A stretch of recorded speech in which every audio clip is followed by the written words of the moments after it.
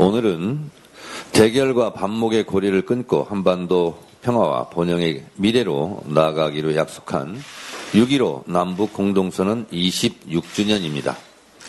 6.15 공동선언은 우리가 결코 잊지 말아야 할 희망의 이정표가 되어주었습니다. 매년 이맘때가 되면 민족의 미래를 위해 한반도 평화의 초석을 놓아주셨던 김대중 대통령의 담대한 지혜를 다시금 깊이 되새깁니다. 평화를 위한 길은 따로 없습니다. 평화가 곧 길입니다. 평화가 흔들리면 경제가 흔들리고 평화가 흔들리면 대한민국이 흔들립니다.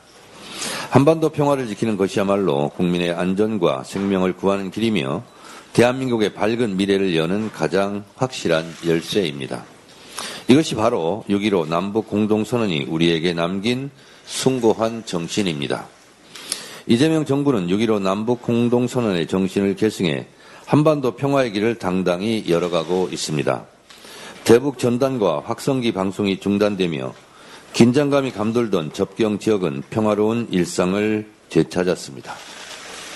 이번에 강원도에서 크게 승리했는데요. 매우 놀라운 사실은 강릉에서 최초로 민주당 시장이 나온 것도 굉장히 의미가 큽니다.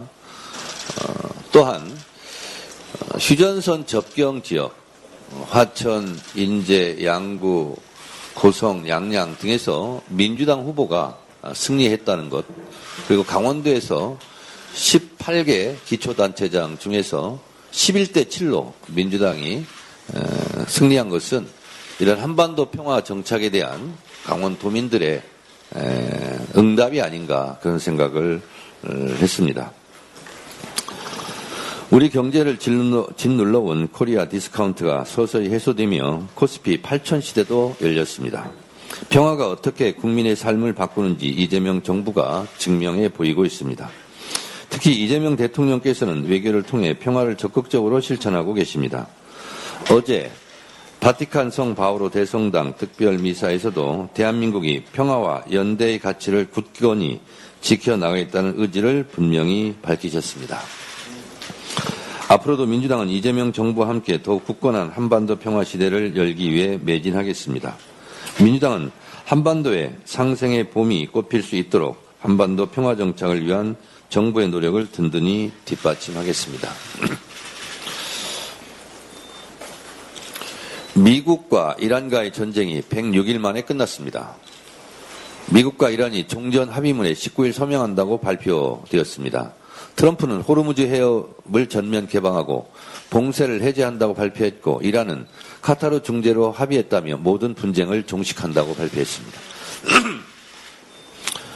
매우 좋은 일입니다. 전 세계를 공포와 불안으로 떨게 했던 미국, 이란과의 전쟁이 끝났기 때문에 정치, 경제 등 국제관계가 정상화의 길로 접어들기를 기대합니다. 정말 다행이고 잘된 일입니다. 고육과 위기 등이 진정되고 세계 평화가 정착되기를 기대합니다. 우리나라 경제에도 긍정적인 효과를 기대합니다. 평화가 곧 경제입니다. 우리나라의 지정학적 요건과 대외 경제 의존성에 비추어 기쁜 소식이 아닐 수 없습니다. 미국, 이란 간의 전쟁 종식을 환영합니다. 제가 회의 들어오기 전에 보니까 트럼프 대통령이 김정일과의 회담했던 산책하는 장면을 올렸습니다. 어제 이재명 대통령께서 이탈리아 성 바오로 성당에서 특별 미사를 했습니다.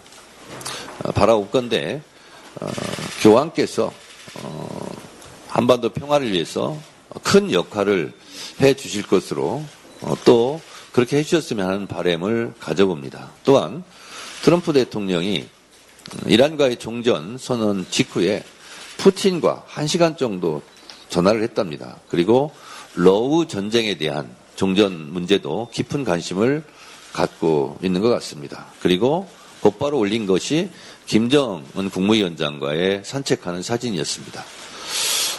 위기 뒤에 기회가 온다고 한반도 평화정착에 이런 국제적인 흐름이 크게 선한 영향력으로 작동되기를 진심으로 바랍니다. 자신의 권력을 유지하기 위해 평화를 훼손하고 국민을 위협한 세력이 있습니다. 내란 수계 윤석열과 내란 세력입니다. 지난주 법원은 북한의 도발을 유도하기 위해 평양 무인기 침투를 지시한 윤석열에게 징역 30년을 선고했습니다. 대한민국 군사상 이익을 해하고 적을 이롭게 한 일반 이적죄, 즉 중대한 외환죄를 저질렀다고 판결한 것입니다. 전직 대통령이 외환죄 유죄를 전직 대통령이 이런 일반 이적죄로 이런 중형을 선고받은 것이 참으로 개탄스러운 일입니다. 저는 개인적으로 외환 유치죄로 선고받았으면 좋겠다는 그런 희망이 있었는데 이것은 적과의 통모 관계가 입증이 돼야 되기 때문에 외환 유치죄로는 처벌받지 못한 것 같습니다.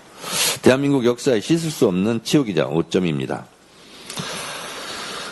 법원은 판결문에서 무인기 침투 작전이 비상계엄 국면을 만들기 위한 추악한 목적이었다고 꼬집었습니다. 또한 국가안보라는 정당한 목적을 위해 권한을 쓸 것이라 믿었던 국민의 믿음을 배신했다고도 엄중히 꾸짖었습니다. 이런 일이 다시는 있어서는 안 되겠습니다. 그리고 불법 비상계엄과 내라는 꿈도 꿀 수 없을 정도로 우리가 헌법에 못 박아놓자는 것이 한번 좌절됐습니다. 그런 면에서도 대한민국의 국가 안위를 위해서라도 이 불법 비상계엄을 할 수 없을 정도의 개헌이 필요하지 않은가 다시 한번 말씀드립니다. 지금 선거관리위원회는 국민의 매서운 비판 앞에 자성하며 모든 언행에 극도로 유의해야 합니다.